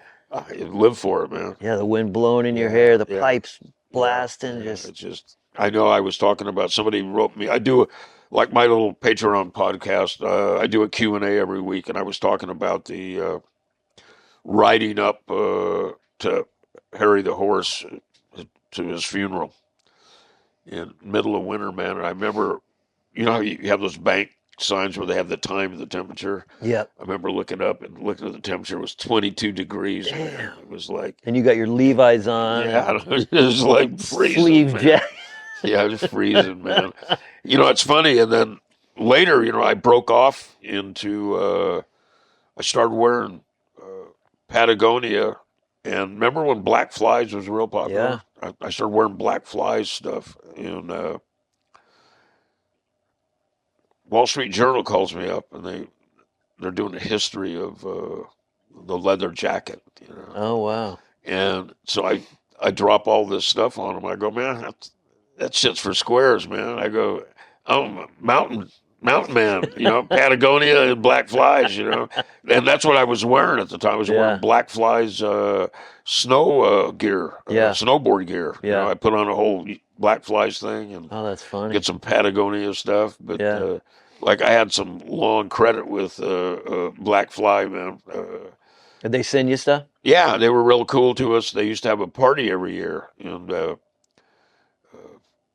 that's where I met Rodman, the basketball player. Yeah, he was fucking crazy, man. We were all down there taking ecstasy and running amok and partying, and he's a real physical guy, Yeah.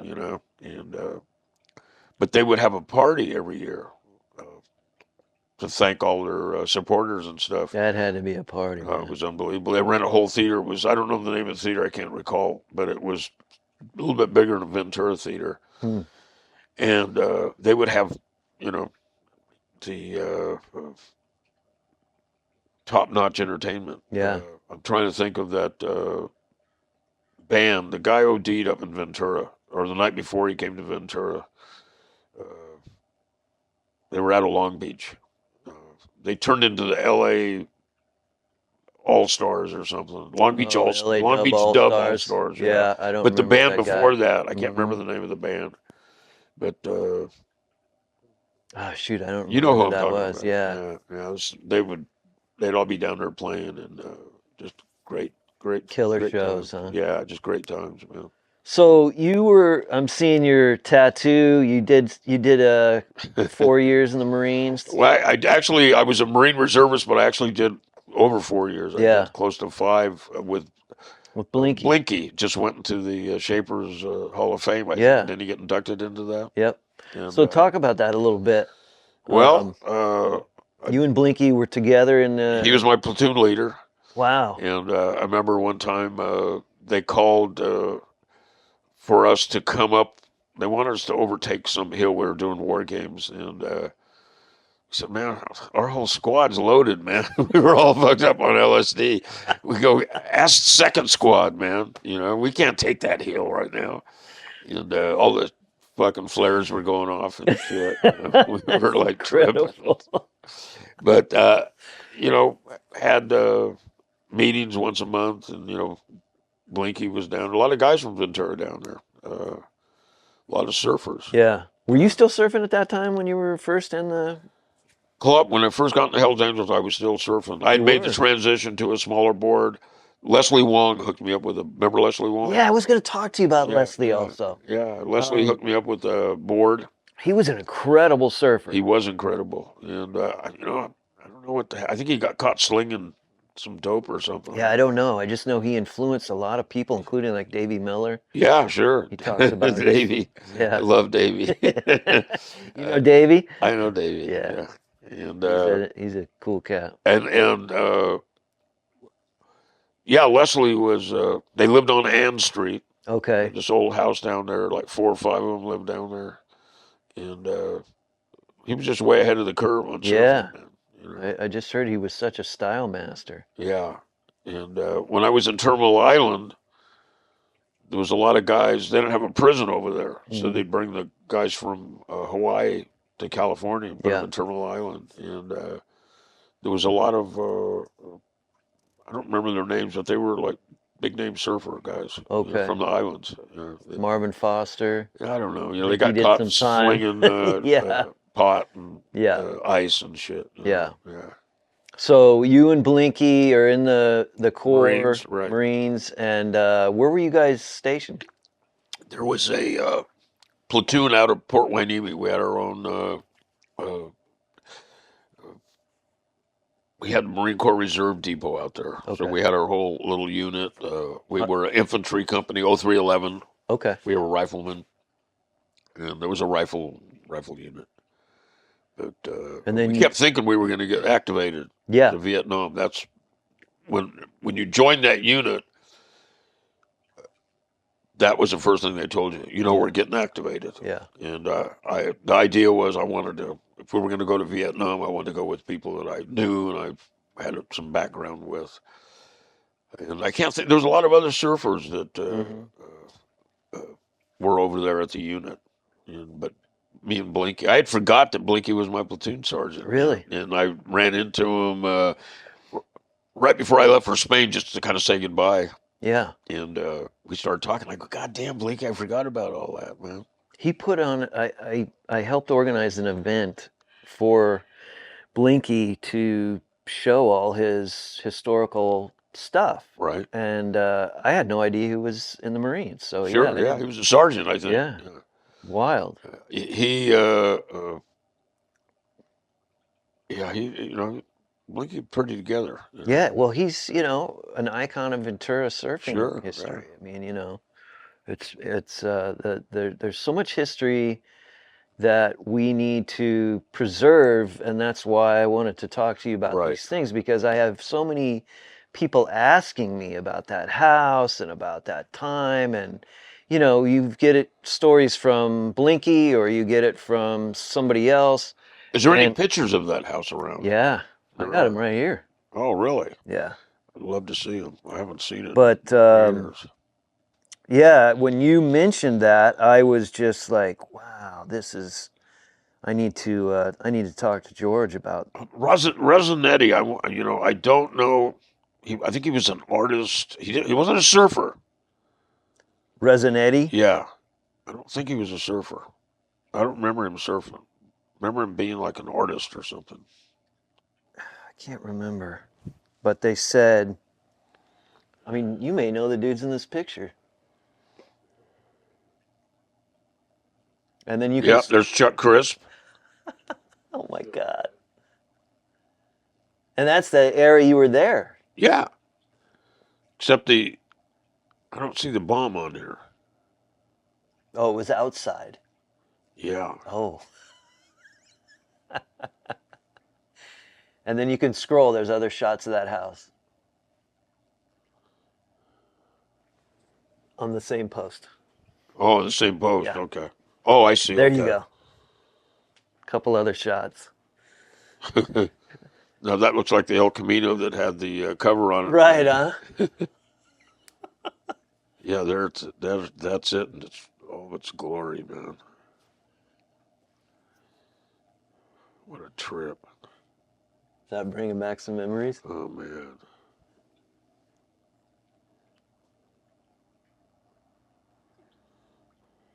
That's wild.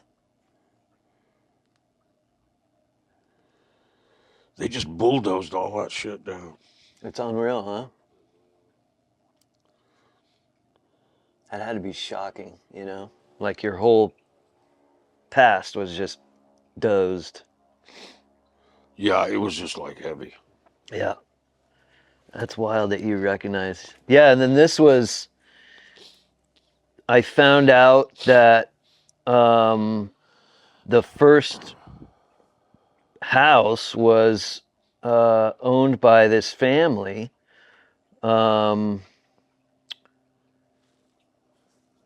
The Canet family. So that's when it was. That name sounds very familiar. That's when it was this iteration, right?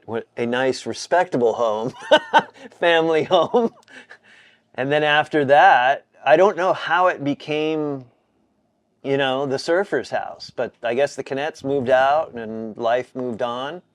Now look, it looks like you can see the horse stables down here. You can, because that's the 40s, I think. Yeah. It's fucking awesome, man. Isn't it Jesus, great? man.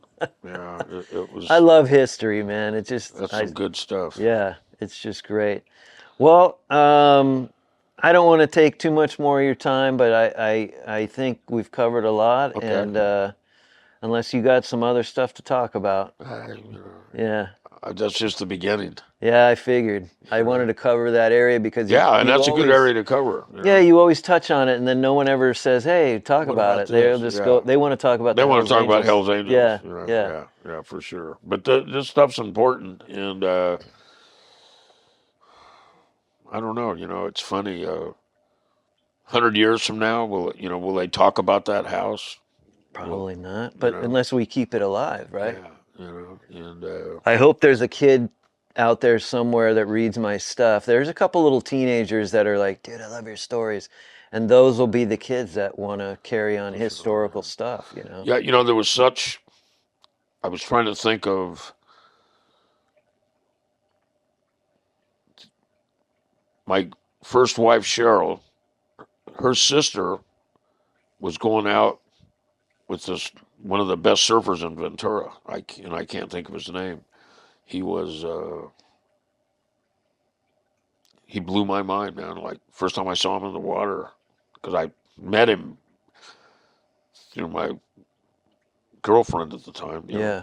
know, and then I saw him surfing. But there was a crew of guys from the '50s, and he was part of that crew. Oh, really? Yeah.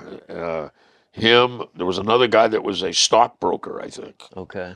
and he was another early pioneer here in Ventura. But I just can't remember their names. Ah, yeah. I think you've mentioned one of those guys' names in a past. I'll have to dig and find. I just can't remember either. Yeah, I know. Here, I'm having trouble with names lately. Yeah. Yeah. I want to look at a couple of these questions, make sure I don't ask or I don't forget. Okay. I think we covered most of the things. Oh, I see. Okay, so how about names like Von Lamar's, aka Big Bird, Birdie Bighead, Birdie a Big. fellow surfer Right. who I think you had spoken about. He had introduced you to motorcycles in the outlaw He did. culture. He actually introduced me to David Ortega, who really became like my right-hand man in the Hells Angels. Okay. We met in 1966. He thought I was a cop. I'd come home on a liberty from the Marines, and Bird introduced me to him. And back in those days, people thought that if you asked somebody if they were a cop, they had to identify themselves, which was bullshit. Right.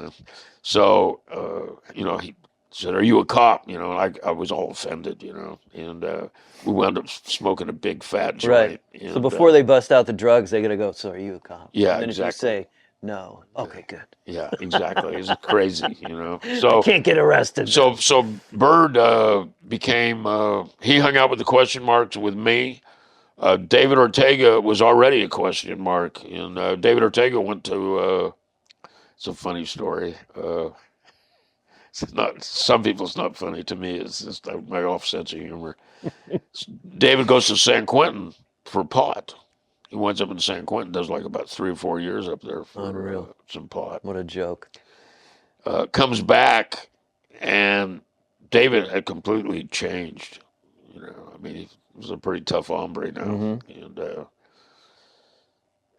Normal's, just remember Normal, the marijuana thing, Mm-hmm. legislation thing, and so this guy petitions David to sign the whatever it is to get marijuana legalized. Yeah.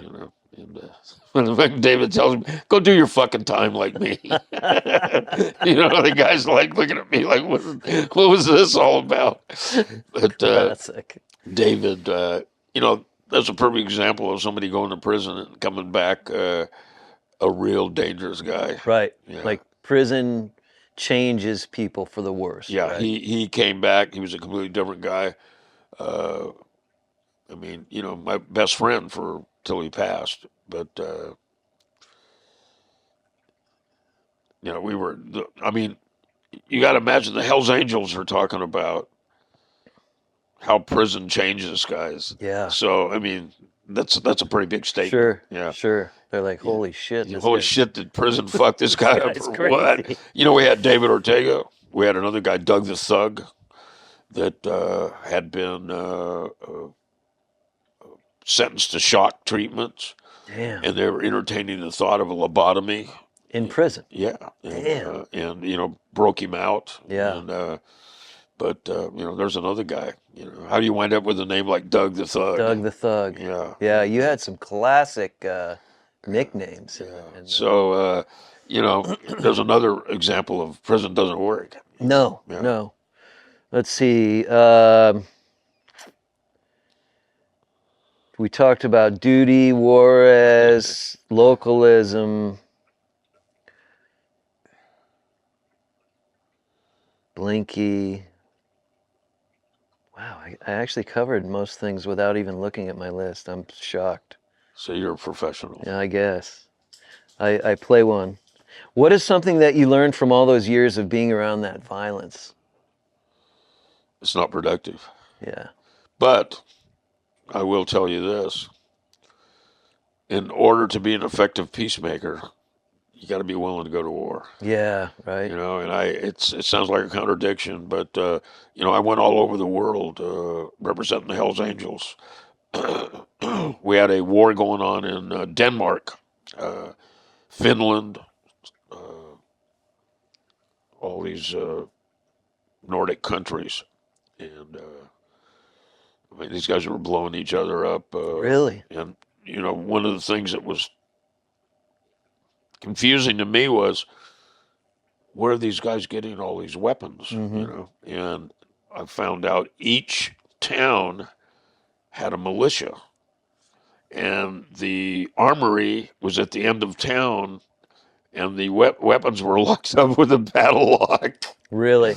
So these guys were going there snapping the locks on these armories, and getting these They were shooting rockets into each other's clubhouses, having gunfights on the street. They had a gunfight in an international airport. Wow. So In Denmark. in Denmark. So I go to I go to Denmark. No, I go to Amsterdam. That's where I went. I flew to Amsterdam and started initiating, these peace talks.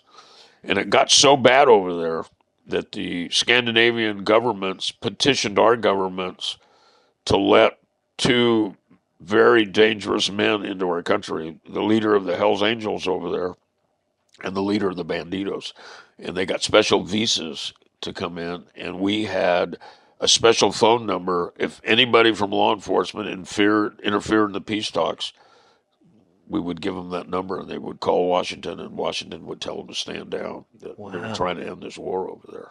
Interesting. And it just finally came out. It was kind of a secret, but there's the Rise and Fall of the Hells Angels was a documentary, a seven or 8 part documentary I was part of. It's playing in HBO Europe, Okay. and if somebody could find that, it's pretty interesting how the cops did all these unscrupulous things. I mean, Yeah. we were killing each other. I think I'm not sure how many people got killed in that one. You got a lot of fans overseas. I know that I see a lot of comments on your daily posts from guys that are in Denmark. Sure, yeah. Yeah. I'm getting ready to interview Yonka, and his book. This is an interesting story. His book that he wrote after he killed the leader of another bike club. The leader of this other bike club, his name was Mackerel, and he killed Mackerel on the street in Wow. Denmark. Machine gunned him to death in broad daylight. Yonka goes to Paris, hides, He's hiding in Paris. Writes a manuscript of what led up to the shooting, Mm-hmm. and takes it to a publisher. And the publisher is having a crisis of conscience. Should I publish this manuscript Yeah. or not? Is it ethical or not? Decides to do it. Yonkers leaves for Canada. We get him in, sneak him to Canada. We get him in Canada. He's hiding in Canada, and then he gets homesick and decides he wants to go home. So now his book is in print, and it's one of the best sellers in Denmark. Wow. He goes home, turns himself in, goes to prison.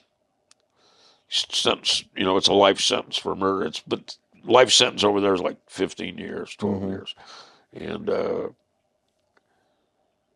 they let him out to go on a book tour. He's in prison. Wow. So while he's in prison, the banditos want revenge, and they hand grenade his prison cell and shoot it up with a machine gun. They think they shoot him 2 or 3 times. But I'm just getting ready to interview him. What I'm leading up to, his book just came out in English. Okay. And I'm helping him push his book over here. Is it available here? No, but I'll show it to you when Okay. we leave. Um, You lost your light?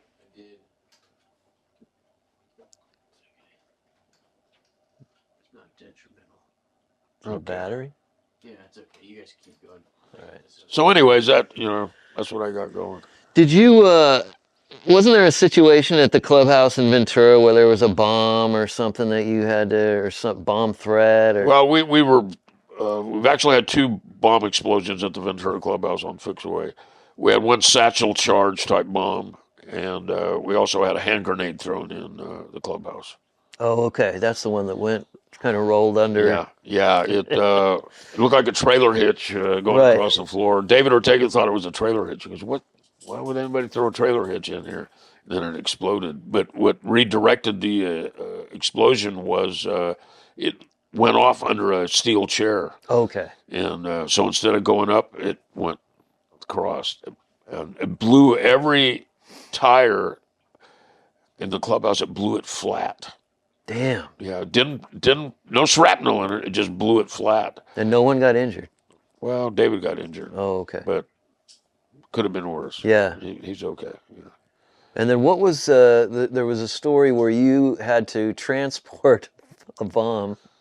Well, the guys in L.A. set a bomb at the Mongol bike shop, and it didn't go off. Mm-hmm. And because I had argued with them, I thought it was a bad idea because of the collateral damage it could cause. Old man John made me go back and get it, just to prove I was on board. You and another dude, and Me you and had to another carry guy, that Jesse. thing in the back of the... We wound up putting it in the back seat, I think. We were going to put it in the trunk, and we kept thinking, well, where's it going to, we just decided Doesn't if matter. it goes off, we're gonna dead anyways. We had a armory in town with 2,000 pounds of dynamite, anti-tank, British anti-tank gun, and we had machine guns, silencers, lathes to make the silencers, handguns. It was an armory. Yeah. Yeah. That's, well, you talk about that. It was a fucking war. Yeah, well, we were fighting a Yeah. war. Yeah, It's really incredible. yeah, it was pretty wild. And what was that situation, talking about war, where a guy brought his tire down to be worked on, and it was a bomb? The first attempt was the one I recovered. After that, I said, I'm not getting involved in no explosions. And one of the guys came up with the idea to stuff a tire full of dynamite and use the valve on the tire as a detonator. As you extract the valve, it brings up, and the connectors connect, and the bomb explodes. And there was rear tire stuffed with dynamite, and it went off and killed 2 guys down there.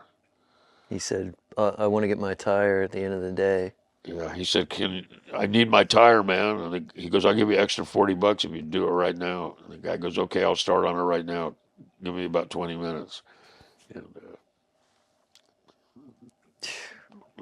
Probably the last tire he worked on. Yeah, I would think so. That's incredible. You got some wild stories. Well, we can always do this again, man. Yeah, well, I appreciate it, George. Okay. Thank you so much. All right, man. You get what you needed? Yeah, for sure. Appreciate it. Yeah. You good? You good, buddy? Good.